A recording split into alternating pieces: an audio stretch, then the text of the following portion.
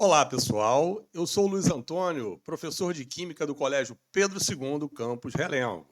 Estamos aqui hoje para mais uma aulinha, continuação de funções orgânicas, e dessa vez as duas últimas funções oxigenadas, ésteres e sais orgânicos. Vamos nessa? Começando com a definição de ésteres. Os ésteres são compostos derivados de ácidos carboxílicos, pela substituição do hidrogênio, da carboxila, por um radical orgânico. Então, veja só. é, Na aula anterior, nós vimos que o grupo funcional dos ácidos carboxílicos é a carboxila, não é isso? C dupla O, OH. Então, agora o que vai acontecer? Sai o hidrogênio da carboxila, portanto, C dupla O, O é o grupo funcional. O hidrogênio saiu, ok? Quem vai entrar no lugar do hidrogênio é um radical orgânico, é um radical de carbonos. Então, eu posso abreviar o grupo funcional de éster, né, por COO, ok? Por isso eu digo que é um derivado de ácido carboxílico. Por exemplo, temos aqui um éster, né, onde eu tenho o grupo C+OO ligado a um radical metil, certo? Um radical CH3. Um segundo exemplo, agora eu já tenho um éster de cadeia principal ramificada, não é isso? E agora o grupo COO abreviado, né? E ligado a esse grupo, eu tenho um radical CH3CH3. Lembra? O radical isopropil. Tá certo? Bem, vamos então à nomenclatura e o PAC dos ésteres. Eu vou colocar um prefixo de carbonos, né? O infixo, que é o tipo de ligação, né? E o sufixo oato. Lembra dos ácidos? Os ácidos tinham um sufixo oico, né? Butanóico, propanóico, etanóico. Agora você vai tirar o sufixo oico do ácido e botar o sufixo ato. Então, de ico passa a ser ato. Bico de pato, certo? D, nome do radical orgânico mais a letrinha A. Então, o primeiro exemplo, repara, eu tenho a cadeia principal do éster, né, que tem 2 carbonos, né? Então, etano, certo? Etano. Portanto, agora o sufixo é oato, então etanoato. Basta ver o número de carbonos, sufixo ato, etanoato. D, e agora o nome do radical que está ligado ao oxigênio do grupo funcional, tá vendo? Então, o radical metil, então é metila, com azinho no final, ok? Bem, o segundo exemplo traz para nós, tá, um éster ramificado, não é isso?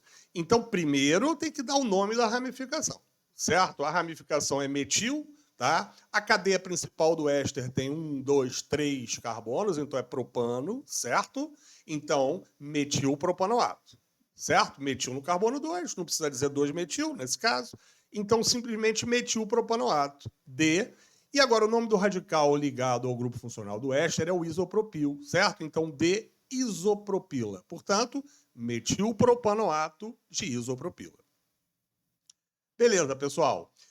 Agora, muito importante é a obtenção dos ésteres, né? A gente pode obter os ésteres pela reação entre um ácido carboxílico e um álcool, que a gente chama então de esterificação, que produz o éster, certo? Por isso que eu digo que os ésteres são derivados de ácidos carboxílicos, ok?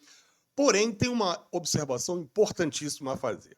A gente disse que o éster é derivado do ácido simplesmente tirando o hidrogênio da carboxila e botando um radical orgânico. Ok, isso é apenas para efeito de definição, mas, na verdade, a reação que produz o éster, né, é uma reação em que quem sai da carboxila do ácido, tá vendo? Não é o hidrogênio, em sim a hidroxila da carboxila, tá vendo? Ok? Enfim, e aqui eu tenho um álcool, tá vendo? A hidroxila do álcool, certo? E quem vai se ligar ao OH da carboxila do ácido é o H da hidroxila do álcool, para formar uma molécula de água, tá certo? Então é uma reação de substituição, olha lá, ó. Olha lá. Então, quem substitui é o OCH3 do álcool, tá vendo? Que entrou aqui formando o grupo funcional do éster, certo? Mais H2O. Então, na verdade, de qualquer maneira, né, não faz muita diferença, tá? Porque, no final das contas, quem vai ser o radical que se liga ao oxigênio do grupo éster é o radical do álcool, né? Sempre, ok? Muito bem. Então, essa reação, gente, é uma reação muito importante, uma das reações mais importantes em química orgânica, que é a esterificação, tá? Bem, contextualizando, eu posso citar no cotidiano o acetato de etila, né, que é um solvente de tintas em vernizes, muito usado também em laboratórios, produzido industrialmente, pela reação do ácido acético com o álcool etílico. São nomes vulgares, não é isso? O ácido acético é aquele do vinagre, né? O ácido etanóico, então, é um ácido com 2 carbonos, ok? E o álcool etílico é um nome vulgar do etanol, que é um álcool com 2 carbonos. Então, olha só a estrutura em bastão do acetato de etila, tá vendo? Olha lá, a parte que vem do ácido é essa aqui, ó. 2 carbonos, ok? Vem do ácido acético, do ácido etanóico.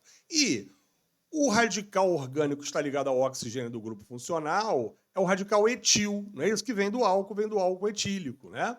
Veja que essa reação que produz o acetato de etila em laboratório é catalisada, tem catalisador ácido sulfúrico. Normalmente, a gente utiliza ácidos fortes, como o ácido sulfúrico, para ser catalisador, porque essa reação normalmente é um equilíbrio químico. Então, acontece a reação reversível, né? Portanto, eu tenho que aumentar o rendimento dessa reação, deslocando o equilíbrio para a formação de mais éster. Por isso eu uso um ácido forte, porque o ácido forte ele absorve muita água, que é também produto da reação, então deslocando o equilíbrio para formar mais produto. Tá? Então, esse é um dado importante, ok? E o acetato de etila é muito usado também em substituição à acetona, lembra? Que é a propanona usada na remoção de esmalte por ser menos tóxico, tá? Ok, vamos ao primeiro exercício aqui, ó. Uma coisa importante de eu saber é que normalmente os ésteres, né, são usados como flavorizantes artificiais, né? Flavorizantes artificiais são compostos orgânicos que possuem sabor e aroma semelhantes aos de alguns alimentos, tá? Dentre esses compostos sintéticos, destacam-se os ésteres, né? Normalmente ésteres de baixa massa molecular. Um exemplo de éster que pode ser usado como aditivo alimentar é... Então veja que aqui é uma questão conceitual, tá? Você sabe que um éster tem o grupo funcional C-O-O ligado a um radical R, né? Um radical orgânico, simplesmente COR, ok? Então aqui, ó, só um deles vai ser éster, tá vendo? O primeiro tem uma carboxila, COOH. Então é um ácido carboxílico, ok? O segundo tem o grupo CO, que é o C-O, a carbonila, ligado a 2 radicais orgânicos. Então é uma acetona. O terceiro tem uma hidroxila ligada a carbono saturado. Então é um álcool, né? O último, a letra E, tá vendo? Tem o radical C6H5, que é o radical fenil do benzeno, tá? Toda vez que é C6H5 é fenil. Ligado a um oxigênio, e o oxigênio ligado a metil, quer dizer, o oxigênio ligado a 2 radicais orgânicos. Então é um éter. O único que realmente é um éster é a letra D, tá vendo? O grupo COO, né? Ligado a um radical etil. Então trata-se de um éster, ok? No segundo exercício, aparecem os aromas de banana e de abacaxi, estão relacionados com as estruturas de 2 ésteres dados abaixo, tá? Veja que são flavorizantes artificiais, né? Que imitam o aroma de banana e de abacaxi, muito usado na indústria alimentícia, né? Então, repare, o primeiro, tá vendo? Ó, a cadeia principal do éster tem 2 carbonos. Então, etano, certo? Então, etanoato, lembra? Agora, o radical orgânico ligado ao oxigênio é o 1, 2, 3, 4, 5, é o pentil, né? Ou N-pentil, já que a ligação é feita no carbono primário, né? No carbono da ponta. Então, é o N-pentil, então, simplesmente, etanoato de pentila. Não precisa dizer o N-pentil, basta dizer pentil, certo? O segundo, olha lá, 1, 2, 3, 4 carbonos, certo? Então, é butano. Portanto, butanoato. D, e o nome do radical ligado ao oxigênio é etil. Então, butanoato de etila, ok? Então, a alternativa que apresenta os nomes sistemáticos dessas 2 substâncias é exatamente a letra B. Agora, mais uma questão de identificação de funções. Diz que o composto denominado carolignana A, cuja estrutura em bastão está representada a seguir, foi isolado no Departamento de Química da Universidade Federal de Viçosa a partir de uma planta, a Ochrama lagopus, popularmente conhecida como balsa, devido à baixa densidade de sua madeira, que é utilizada para o fabrico de caixões e jangadas. Então, eu quero as funções orgânicas presentes na estrutura dessa substância, né? Veja que aqui há vários grupos funcionais, ok? O primeiro, tá vendo? Olha lá. Eu tenho uma hidroxila ligada diretamente a anel benzênico, anel aromático. Então, a hidroxila de fenol. Aqui eu tenho CO, né? Então é um oxigênio ligado a um metil e ligado a um anel benzênico. Então, aqui é éter. Agora, esse grupo ó, é um grupo éster, tá vendo? C-O-O ligado a carbono. Aqui eu tenho outro grupo éster, percebeu? Ok, aqui, ó, novamente, eu tenho éter, oxigênio ligado a 2 carbonos.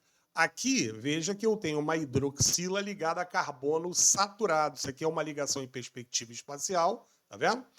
Aqui, novamente, eu tenho um éter, um fenol, novamente um éter, novamente um fenol e novamente um éter.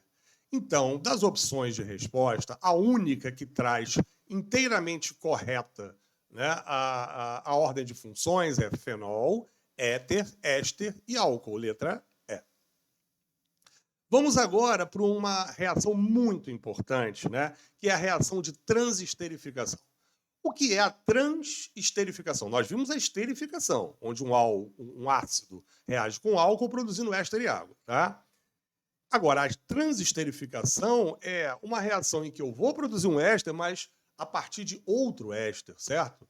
Que reação é essa, né? É uma reação diferente. Esse método, ele ocorre em apenas uma etapa, esse processo é de modo rápido, na presença de um catalisador, nas condições ambientes. Então, uma reação que acontece facilmente, né?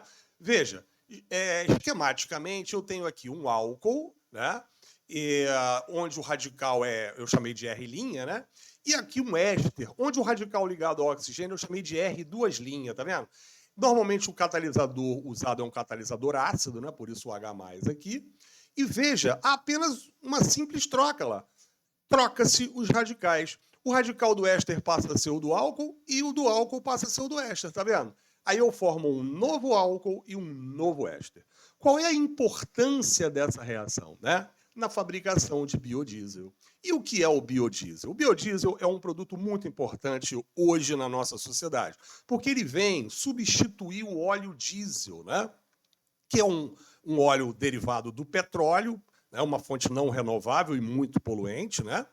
E, no caso, o biodiesel ele é obtido por fontes renováveis, né? Como óleos vegetais e gorduras animais. Então, eles vêm da biomassa. Além de ser uma fonte renovável, ele é menos poluente, né?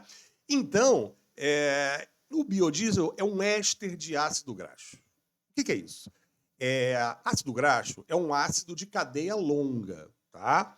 E o biodiesel, né, ele é um éster derivado de um ácido de cadeia longa, tá? E como é que ele é produzido, né?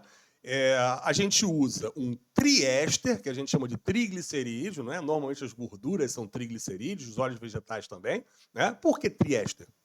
Porque é uma cadeia, normalmente, muito grande, tá? Cadeia longa, mas com 3 grupos éster, tá? E, normalmente, se utiliza, então, um éster reagindo com um álcool, certo? Esse álcool, normalmente, é um álcool pequeno, ou metanol ou etanol. Então, veja, esquematicamente, tá vendo? Eu tenho aqui um triglicerídeo, tá vendo? Uma cadeia que tem 3 grupos éster, C-O com O, tá? Esses grupos aqui, ó, são R1, chamei de R1, R2, R3, que são cadeias longas de carbono, tá? E aqui eu estou reagindo, então, com o metanol. São 3 moléculas, né? 3 moléculas de metanol, tá certo? Por que 3 moléculas de metanol? Porque, na realidade, cada molécula de metanol vai atacar um dos grupos éster, certo? Então, são 3. Tem que ter um catalisador. E agora vai quebrar essa ligação do grupo éster, tá vendo? Olha lá. Essa ligação aqui do grupo C-O com O, tá? É no grupo funcional que a ligação quebra. Então, quebram essa ligação, essa aqui e essa aqui, tá? E aqui, essa parte da cadeia, onde tem os 3 oxigênios, vai entrar o hidrogênio do metanol. E aí vai formar o quê? Um álcool, tá vendo? De 3 carbonos com 3 hidroxilas. É um triálcool, que é o glicerol. O glicerol também tem a sua importância, né? Porque é um triálcool, né? Tem 3 hidroxilas e é muito utilizado na forma que a gente chama popularmente de glicerina, né? Em sabonetes de glicerina. Por quê? Porque o glicerol é um agente umectante. Como tem 3 hidroxilas, absorve muita água, porque faz ligações de hidrogênio com a água, lembra? E, portanto, é usado em sabonetes hidratantes, tá? Agora, também é formado, então, o nosso biodiesel, que é um éster, tá vendo? Na verdade, aqui, ó, essas 3 moléculas aqui, ó, tá vendo? Vai entrar a parte do álcool OCH3 aqui, aqui e aqui. Então, você vai formar 3 ésteres, tá vendo? Derivados do metanol, tá vendo? E com radicais R1, R2, R3, que são cadeias longas. Então, você está formando ésteres, né, com cadeia longa. Então, são ésteres de ácido graxo. Esses ésteres, né, que podem ser iguais ou diferentes, é que constituem o biodiesel, tá? Bem, então agora nós vamos para a última função de hoje, que são os sais orgânicos. Por definição, eles são compostos também derivados dos ácidos carboxílicos, dessa vez substituindo o hidrogênio da carboxila por um metal, né? Geralmente, pessoal, é um metal alcalino, grupo 1A, tá? O sódio ou potássio. Embora possam ser outros metais também, mas para nós os mais importantes são os metais alcalinos, tá? E veja, o grupo funcional dos sais orgânicos é o ânion carboxilato. Entenda, dessa vez, pessoal, esse grupo funcional é um íon negativo, um ânion. É como se o ácido carboxílico, né, ácido OH, estivesse sofrendo uma ionização, tá? O ácido se ioniza, você sabe disso, né? E aí, pela ionização de um ácido, você produz o cátion hidrogênio. E, obviamente, no caso aqui, quem vai ser o íon negativo, o ânion, vai ser o oxigênio que estava ligado ao hidrogênio, né? Então, a gente chama de ânion carboxilato, ok? Eu posso representá-lo também abreviadamente por CO-. Aqui está um exemplo, percebeu?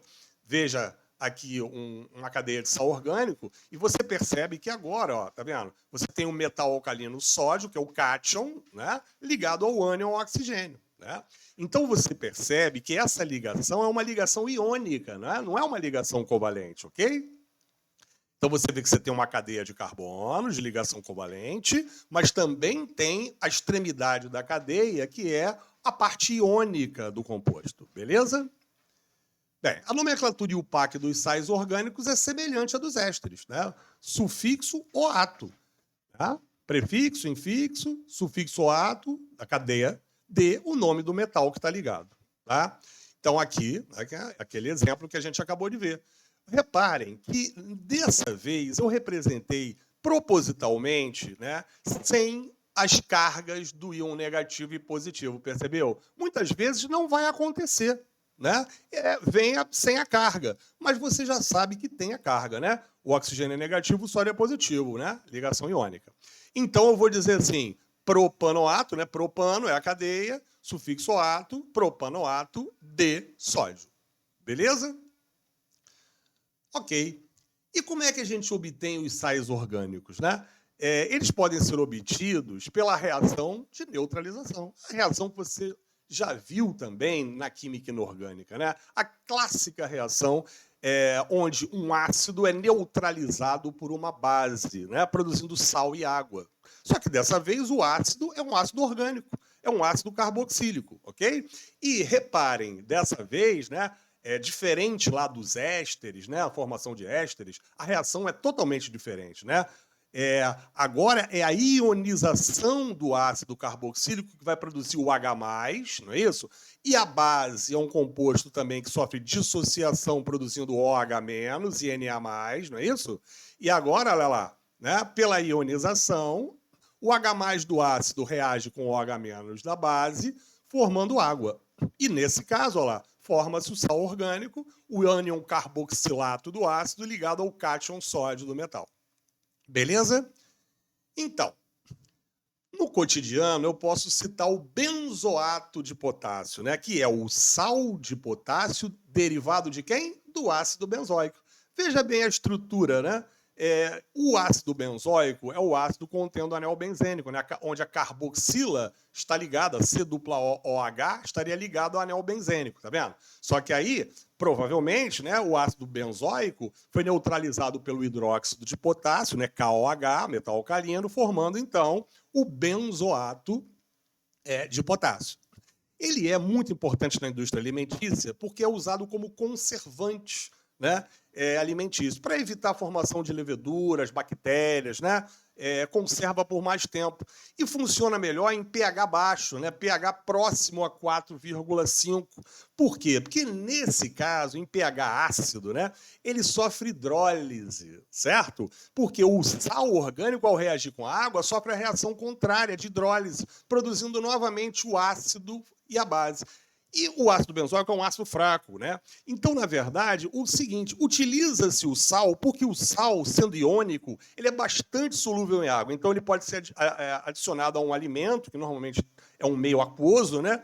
E, no caso, em pH baixo, ele hidrolisa formando o ácido, porque o bactericida normalmente é o ácido, ok? Então, é uma estratégia para que você consiga adicionar ao alimento, né, na forma de sal, né? Muito bem. E agora, uma aplicação importante, né, dos sais orgânicos é a reação de saponificação. Tá? A saponificação é uma reação entre um éster e uma base forte, tá, em meio aquoso. Ou seja, é uma hidrólise alcalina. Hidrólise porque o éster vai reagir com a água, que é a reação contrária da esterificação. Mas na presença de uma base forte, então é meio alcalino, não é isso? Então, a hidrólise é alcalina, tá? Agora, quando o éster é um triglicerídeo, certo? Veja aqui, ó. Temos aqui um triglicerídeo que nós já vimos, tá? Que é usado na produção também de biodiesel, tá? Então, aqui eu tenho um triéster, tá? Os radicais R1, R2 e R3 são radicais de cadeia longa, né? E aqui o que vai acontecer? Eu vou reagir em meio aquoso, olha a água aqui, com uma base forte, hidróxido de sódio, né? Normalmente com aquecimento forte, esse símbolo aqui é de aquecimento, tá? Nesse caso, tá? São 3 mols de NaOH, porque vai atacar 3 grupos de éster, né? E o que vai acontecer, tá? A hidrólise, na verdade, a água é que ataca os grupos, né? Formando, então, o quê? Né? Os ácidos correspondentes, né? Porque se você tem um éster que reage com água, né? A hidrólise é a reação contrária, você ia formar o ácido carboxílico.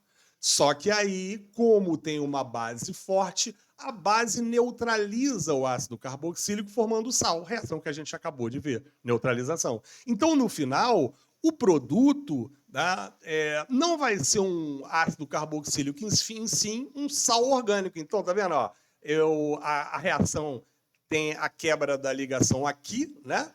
E, logicamente, vai formar também, a exemplo lá do biodiesel, vai formar o glicerol, tá vendo? Tá? Mas essa parte da cadeia, que vai entrar o grupo ONA, formando sal orgânico, né? Vem desses grupos R1, R2 e R3. Então, na verdade, esses sais derivados de ácido é que são usados como sabão, por isso é saponificação, né? Por que sabão? Veja, para ser um sabão, tem que ter, primeiro, duas condições. Que você tenha uma cadeia longa, então derivada de ácido graxo, né? Essas cadeias, R1, R2, R3, são cadeias longas. Por que cadeias longas? Porque as cadeias longas têm um caráter lipofílico, apolar, e as gorduras têm caráter apolar lipofílico. Então, há uma interação, né, intermolecular entre essa parte e as gorduras, remoção de gordura, detergente, sabão, né? E aqui você tem uma parte iônica que é extremamente hidrofílica, né? Solúvel em água e que, portanto, vai conseguir fazer com que o sabão se dissolva em água e remova a gordura ao mesmo tempo. Ok, gente? Bem, então, ficamos por aqui hoje. Muito obrigado pela aulinha, espero que vocês tenham aproveitado e até a próxima.